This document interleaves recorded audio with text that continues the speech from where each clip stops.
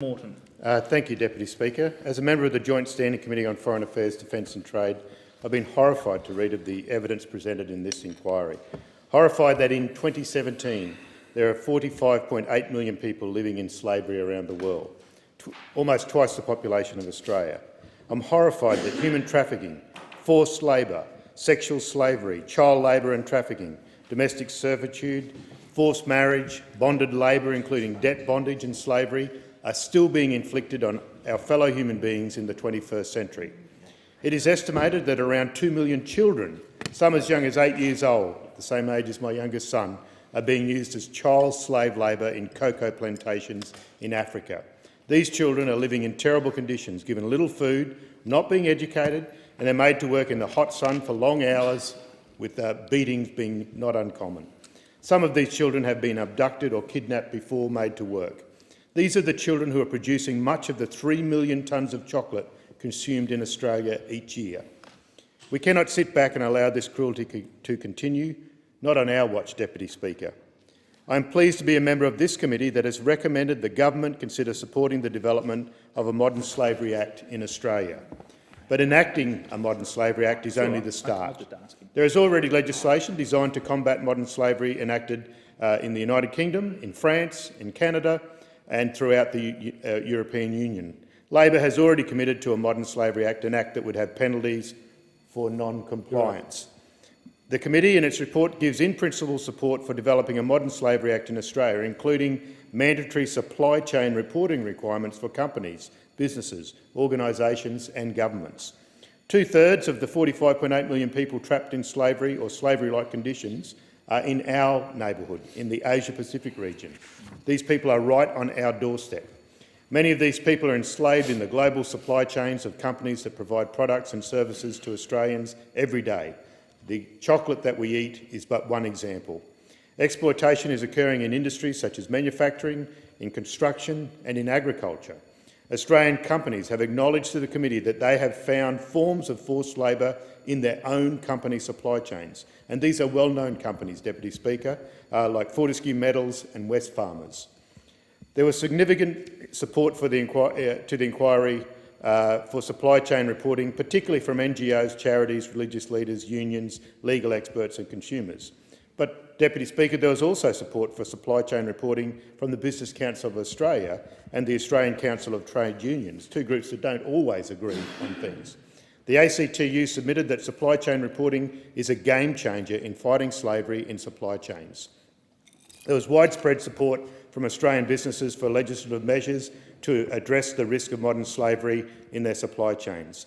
Businesses in the retail and clothing sector, the food and grocery sector, the mining sector and the finance and investment sector all acknowledge the need for supply chain reporting.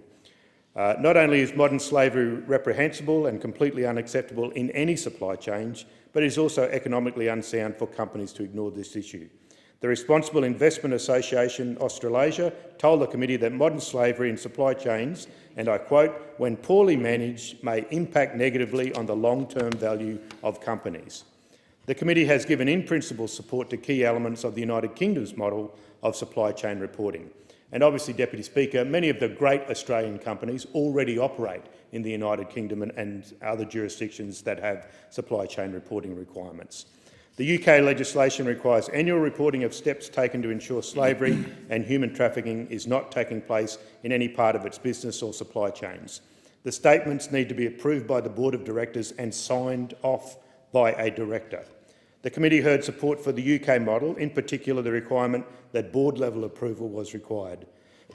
The Australian Food and Grocery Council, in support of that model, said the real change here will come from elevating this to a board level, where the board is signing off on the assurances.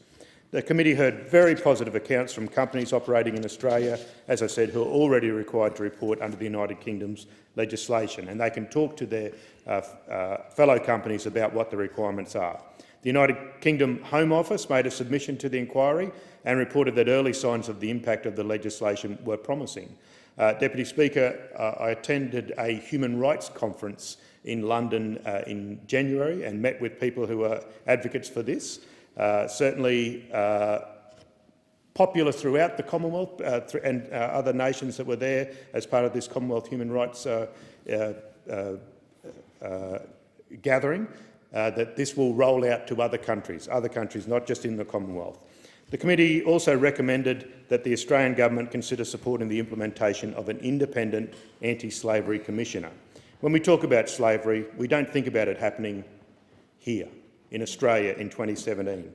But sadly, Deputy Speaker, there is estimated to be around 4,300 people trapped in slavery in Australia right now, today. It is often difficult for the victims of modern slavery to get justice.